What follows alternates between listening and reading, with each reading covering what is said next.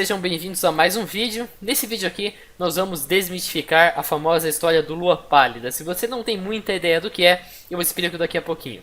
Mas antes quero agradecer, claro, a Bruna Siqueira por ter me dado a sugestão da história. Foi ela que me apresentou essa história aqui. Queria também agradecer ao Danilo Cam por ter me ajudado com todo o processo de investigação e, claro, ao Kodo por ter feito a engenharia reversa no jogo, que foi um processo muito útil para a gente finalizar e realmente vai ser uma parada muito legal. A história do Lua Pálida é mais ou menos assim. Ele primeiro diz assim que trata-se de um jogo da época da década de 80, que na época assim tinha aquelas rodinhas assim de amigos, que os caras compartilhavam disquetes contendo jogos, provavelmente jogos que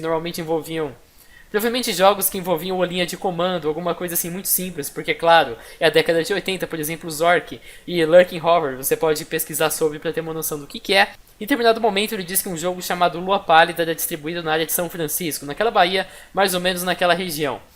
Esse jogo era muito confuso, tinha um terminal mais ou menos semelhante ao CMD. CMD, para quem não sabe, é essa tela preta do Windows, então imagina um jogo feito nisso aqui com perguntas.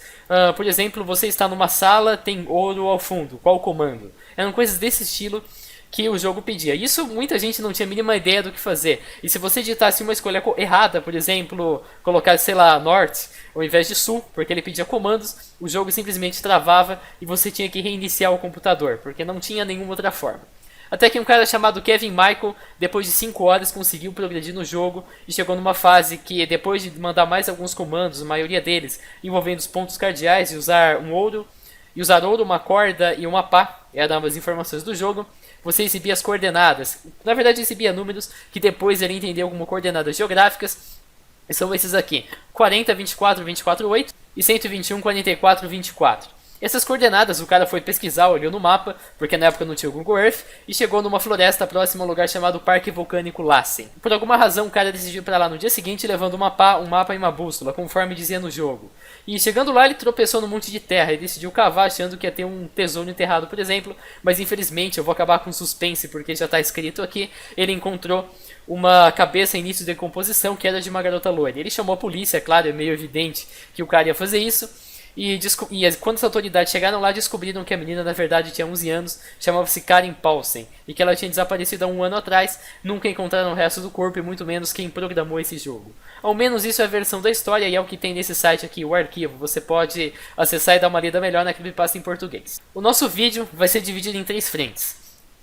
A partir delas a gente vai chegar numa conclusão. A primeira delas, a gente vai falar um pouquinho sobre como a história surgiu. Então quem que começou com todo esse rolê. A segunda vai ser um pouquinho sobre as consequências de que os fatos apresentados na história teriam no mundo real. Isso inclui a cabeça da menina sendo encontrada no parque vulcânico. E a terceira, última e mais legal de todas, envolve a análise dos jogos que clamam ser o jogo original. Tem muito fan-made, mas também tem um joguinho que os caras postaram no Reddit falando: isso aqui é o original, e a gente desmascarou a história por trás disso. Para começar, a primeira evidência do Pale Luna pode ser encontrada nessa creepypasta, chama Creepypasta Wiki, e tá pelo nome Pale Luna mesmo. Luna Pálida, Lua Pálida, isso foi transformações depois. O nome original era Pale Luna, que seria, claro, Lua Pálida. Tem a mesma história aqui em inglês, e ela é datada de agosto de 2011. Se você vier aqui no View Source, ou seja, ver o código-fonte da página, e não só o código-fonte, mas também o histórico de edições, você vai chegar aqui no dia 6 de agosto, claro, a criação desse negócio. Um cara chamado Retardo the Magnificent criou a página dessa forma,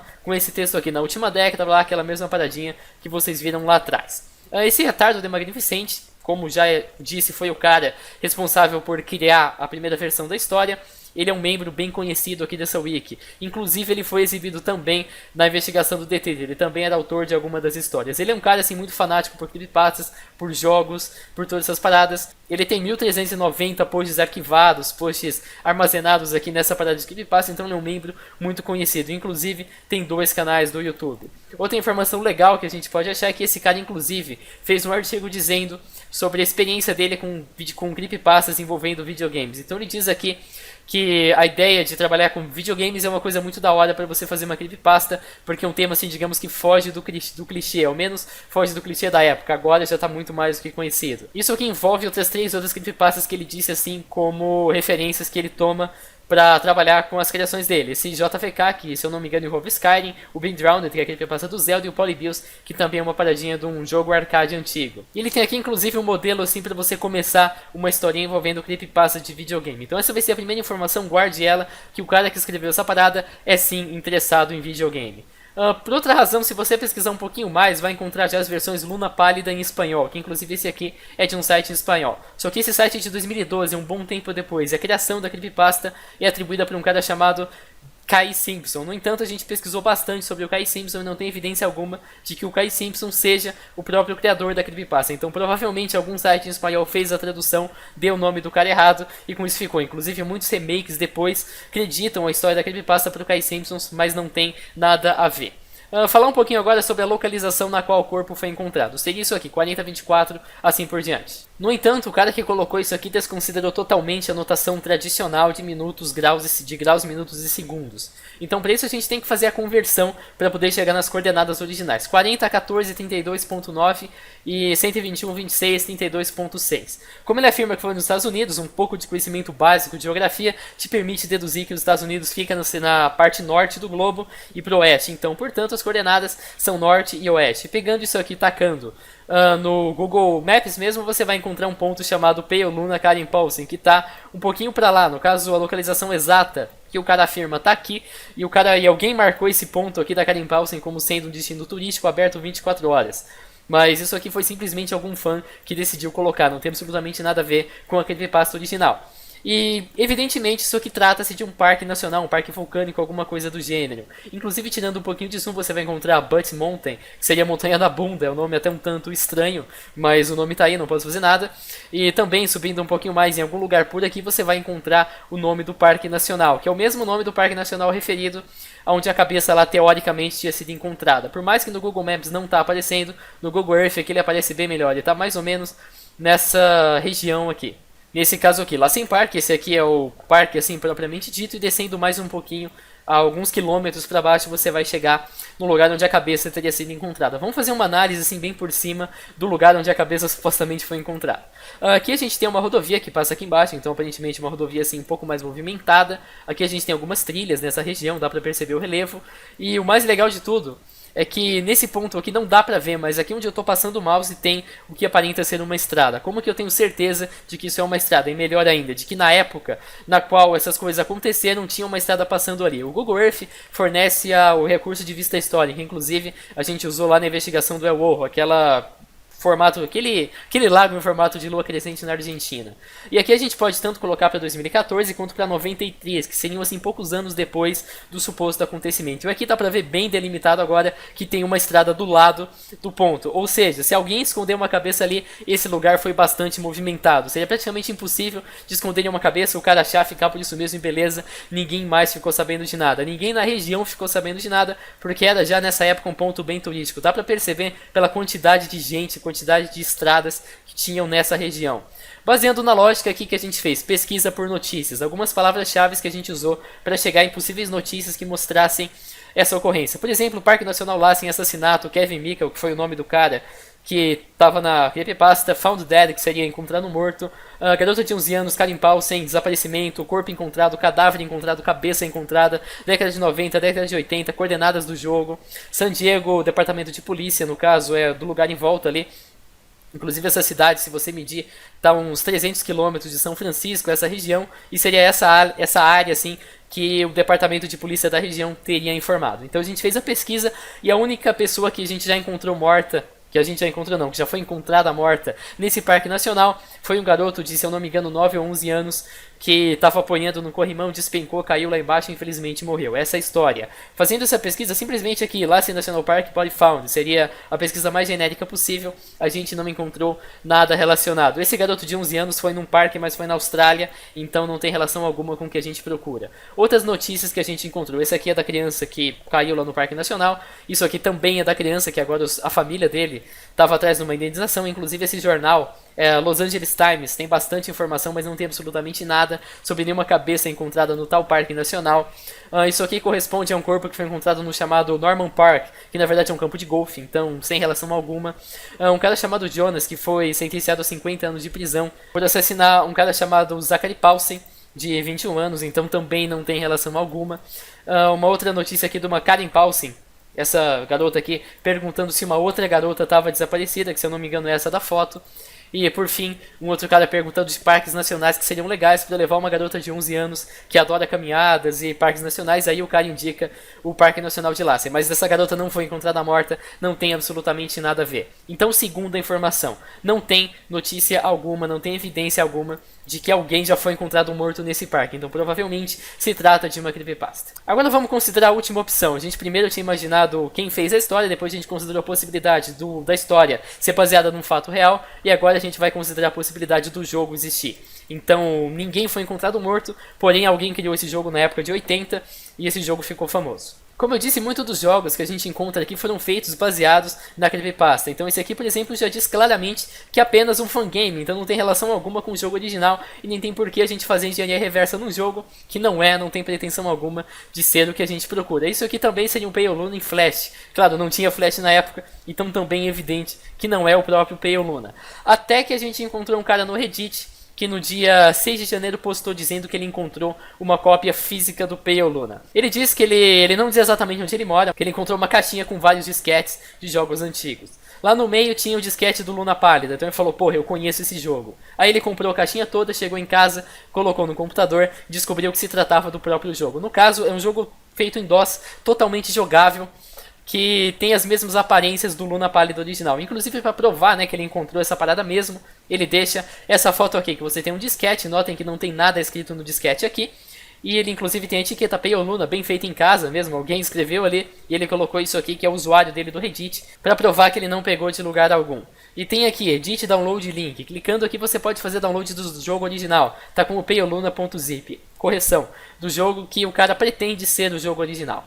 Então, claro, chegou a hora de hackear alguma coisa, chegou a hora da engenharia reversa. O que a gente fez? A gente pegou o Payoluna, extraiu e trouxe ele para a área de trabalho original. Primeira coisa que a gente pode perceber a partir dessa análise. Eu tenho uma versão do jogo um pouquinho melhor, mas eu acho que essa aqui é melhor da gente analisar no momento. Ela é composta por 3 arquivos. O primeiro dele que mais chama atenção é o payoluna.bat. Clicando aqui para editar, a gente vê que tem esse seguinte código, zip.exe luna.z5. Pesquisando sobre o zip, a gente descobriu que esse arquivo aqui, cuja inicialização simplesmente retorna um erro desse tipo, na verdade é um compilador, ou seja, é um programa que permite você rodar um arquivo Z5, no caso o luna.z5. Por consequência, dentro do luna.z5 a gente tem todo o jogo, toda a parada mesmo que a gente está procurando. Outras coisas que a gente pode concluir disso. Primeira coisa, data de modificação, 6 de 1 de 17. Arquivo BAT também é a mesma data e o zip também possui a data de 7 do 3. No caso, provavelmente porque é a data de hoje em que eu estou gravando. Vocês devem estar vendo isso lá para agosto, mas foi a data que eu fiz para gravar, então por isso foi modificado. Agora a data não é um argumento muito plausível porque o cara copiou de um disquete. Quando você copia uma coisa de um disquete, evidentemente você tem, assim, digamos, algumas modificações. Você sofre algumas modificações das evidências. Então o que a gente poderia fazer para tentar descobrir mais sobre o jogo? Primeira coisa, se você executar o Payoluna diretamente, ou seja, diretamente do disquete que a gente extraiu, no caso eu vou restaurar os arquivos aqui e vou clicar, você vai receber esse erro, dizendo aqui que o programa não pode ser iniciado devido a uma incompatibilidade com versões de 64 bits, ou seja, nesse caso não vai funcionar de forma alguma. Em algumas situações você pode tentar executar o Payoluna e simplesmente não iniciar, mas isso pode ocorrer por causa dessa extensão, .z5. Porque no caso da extensão original ela estava em letra maiúscula desse jeito, volta o vídeo que você vai entender. Acontece que nas versões mais novas do Windows é perfeitamente possível executar um arquivo BAT desse jeito, com a extensão em maiúscula, que ele vai iniciado normalmente, não vai ter nenhum problema, simplesmente porque ele já identifica, a coisa já é um pouquinho mais moderna. Agora vocês devem estar pensando, será que isso funcionava nos computadores da época? A gente testou diretamente, claro, eu não apaguei isso aqui e coloquei o Windows 3.1, que era o Windows utilizado na década de 90. Mas eu criei uma máquina virtual justamente com o Windows 3.1. Essa máquina virtual é muito chatinha de mexer, porque, claro, eu sou de 99, então eu nunca tinha entrado com um programa desse tipo até o momento, com um sistema operacional assim, mas eu tive que instalar 3 discos do DOS, 6 discos do Windows, até isso aqui ficar de boa. Disco eu digo imagem de disquete mesmo, que eu consegui encontrar para baixar. Mas depois que você faz todo o processo, a gente precisava ainda executar o arquivo do Payoluna aqui dentro, porque o Windows 3.1 não tem área de transferência compartilhada. O que a gente fez então para poder, digamos assim, chegar no nosso objetivo? Eu peguei os arquivos do Payoluna, salvei numa imagem de disquete, bonitinho, chamada disquete.flp. Eu fiz isso utilizando um programa chamado Magic ISO, pode ser interessante para quem quiser reproduzir a experiência. Nela basta você vir aqui em File, depois você marca New, e aí você coloca aqui imagem de disquete, aí você monta ela normal. No caso, eu montei com os arquivinhos e taquei lá no próprio Windows 3.1. Primeira coisa que eu notei, se você tentar abrir um arquivo BAT sem modificar, você não consegue executar, simplesmente dá um erro, porque ele não encontra o Luna.z5 maiúsculo. Claro, não tem o Luna.z5 minúsculo, que é o padrão do Windows. Agora, se você alterar o PayOLuna, como eu fiz nesse aqui, coloquei em .z5, perdão, eu abri o programa errado, mas esse aqui, se você alterar ele, depois criar uma imagem de disquete, no caso essa aqui, disquete.flp, e aí você colocar na máquina virtual, para colocar basta você vir aqui nas configurações, vem flop, e aí você seleciona a imagem de disquete, que no caso é essa aqui, você vai conseguir executar o disquete normalmente. Aqui no Windows 3.1 a gente tem o disco local C e o disco local A, que contém a pasta PayOLuna e que por consequência contém os arquivos. O que acontece então se eu iniciar? Vou clicar, claro, no PayOLuna.bat, nos outros não adianta nada. Clicando aqui, ele vai abrir o jogo na forma de prompt de comando. Detalhe, tá uma tela azul, e detalhe que você só consegue sair dela com o comando kit. Ele pergunta se você quer sair, você aperta Yes, dá um clique que ele sai. Se você abrir de novo, você pode começar a jogar. Pode colocar, por exemplo, Open Door, vamos iniciar. Ele vai dizer aqui, você abriu a porta. Então, Sul, S, por exemplo, Sul. Ele vai simplesmente prosseguir. Norte. Se você apertar Norte um monte de vezes, ele vai aparecer isso aqui. I beg you pardon, ou seja, eu te imploro perdão, perguntando. Então vamos colocar Sul de novo. I beg your pardon de novo. SS não é um verbo que eu reconheço, então não funciona. Então vamos tentar Leste. Ele respondeu aqui, você está numa floresta. Os caminhos são Norte, Oeste e Leste, comando. Eu coloquei Este sem querer mesmo, não era para ter colocado, mas ele travou totalmente. Não adianta você apertar nada. Inclusive, claro que vocês não estão ouvindo porque tá sem som, mas ele faz um barulhinho muito chato e trava totalmente. Na época, num computador real, eu teria mesmo, era que tirar os cabos e ligar os cabos de novo. Uma vez nisso aqui, Ctrl Alt Del não funciona, Ctrl Alt Del é um negócio muito mais novo. Então, realmente, um usuário da época que estivesse jogando isso, teria que reiniciar o programa várias vezes. Felizmente, a gente tem o recurso de snapshot dentro da máquina virtual, então é só clicar e voltar para o inicial. Se a gente quisesse, a gente poderia ir tentando todos os comandos possíveis até encontrar as ditas coordenadas, mas não vai ser necessário, porque os nossos amiguinhos do Reddit já fizeram isso. Tem algumas imagens aqui, por exemplo, lá no tópico mesmo, eu acho que eu não mostrei tanto o tópico, mas o tópico é esse, aqui as pessoas começaram a discutir sobre o que elas tinham descoberto, e aqui um dos caras postou 3 prints com as coisas que elas tinham chegado, em quais pontos elas tinham encontrado. Então aqui, Picture 1, Picture 2 e Picture 3. No caso a 2 é simplesmente a própria execução, ele fez através de um programa chamado Windows Fruits, mas não é necessário, ele roda uma vez feita a modificação em qualquer máquina de 32 bits, e essa aqui correspondem às coordenadas. Notem, as coordenadas são idênticas às coordenadas exibidas na creepypasta, mesma paradinha. Se eu não me engano, aqui tem um menos, e lá na história original não tinha um menos, então tá aí mais um detalhe importante que eu acabei de notar. Então vocês devem estar pensando, tá, então quer dizer que isso aqui, o jogo é verdadeiro, então o Nathaniel finalmente chegou numa creepypasta real. Infelizmente ou felizmente, não sei, não. Como que a gente descobriu isso? Na verdade foi uma análise forense um pouquinho complicada. A gente começou trabalhando com o zip, com aquele arquivo .zip.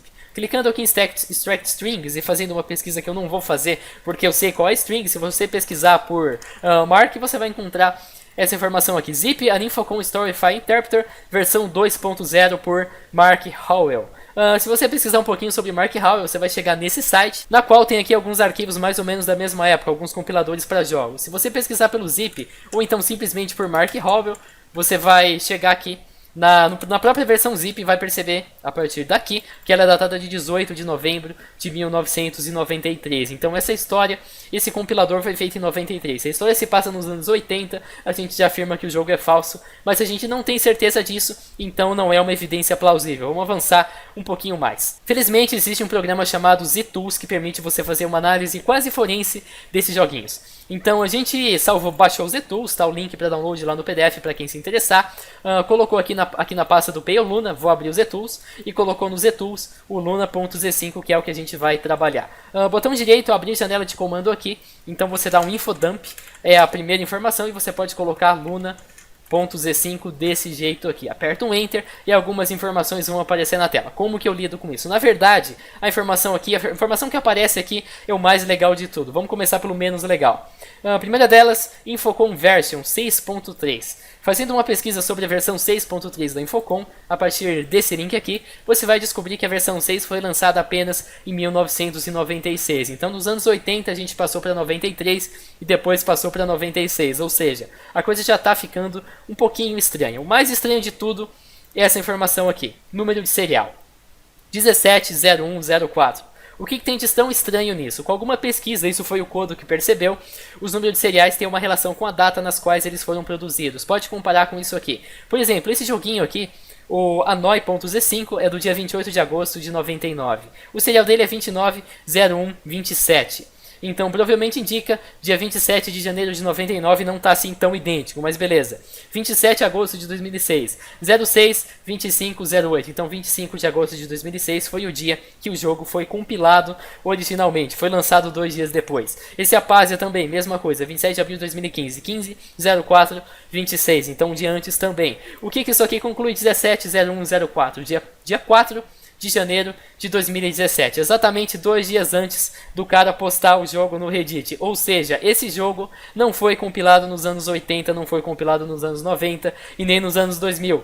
Foi compilado em 2017, no 4º dia do ano, ou seja, não tem absolutamente nada a ver com o jogo original. Se a gente quiser, mas diria assim, sem muita razão, porque a gente já praticamente detonou toda a história, a gente pode usar o comando txt.exe lunaZ5 saída.icm.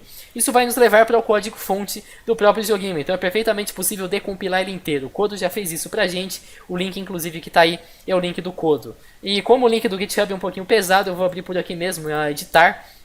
Ele vai aparecer o bloco de notas, então aqui você pode ler todo o arquivo da história. Detalhe, se você pegar esses trechos aqui e jogar lá no Google, você vai encontrar vários jogos com o mesmo código-fonte parecido, o que indica que ele pode ter copiado o código-fonte, ou então ter usado algum outro programa para compilar isso aqui com uma interface assim mais amigável. E mexendo aqui a gente vai encontrar todos os comandos que o cara aplica, vai encontrar todos os Luna Pálida sorrir para você, vai encontrar aquela parada do ouro, da corda e vai encontrar inclusive as coordenadas. No entanto, como a gente já provou, esse jogo não é original. Apesar de muito bem feito, apesar de ter dado muito trabalho pra gente, infelizmente, mais uma vez a história é totalmente falsa. Conclusão, antes da conclusão vamos chegar em algumas afirmações. Vou imaginar que o jogo seja real e original, então o creepypasta também é. Nesse caso, o autor, o retardo, lá foi capaz de alguma forma memorizar várias frases, frases idênticas às que são mostradas lá na creepypasta e no jogo, em uma sequência de 12 números idêntica por no mínimo 15 anos. Pensa em algo que ocorreu 15 anos atrás e pense em você lembrando 12 números na ordem correta, exatamente iguais de 15 anos atrás. Praticamente impossível. Segundo, se o jogo realmente foi feito por um serial killer, detalhe, serial killer, cabeça de uma criança de 11 anos, não uma cabeça aleatória, uma criança de 11 anos, chamada Karen Paulson, inclusive identificada, foi encontrada numa trilha num parque nacional, não foi lá no inferno, foi no parque nacional. Não tem nenhum indício de que isso ocorreu. Conclusão, as evidências apontam que o Peio Luna é apenas um conto de terror escrito por um cara que já gosta de creepypastas, não apareceu por aí, foi um cara que já tem experiência no assunto. A única versão original que a gente achou foi feita em 2017, então é uma farsa. Mas provavelmente o cara do Reddit nem se deu ao trabalho de comprar o disquete, ele mesmo fez, forjou e colocou essa versão. Sei que ele gravou isso num disquete. E é isso aí que a gente pode concluir. Valeu por você que assistiu o vídeo, se inscreva no canal que em breve a gente se vê. Falou!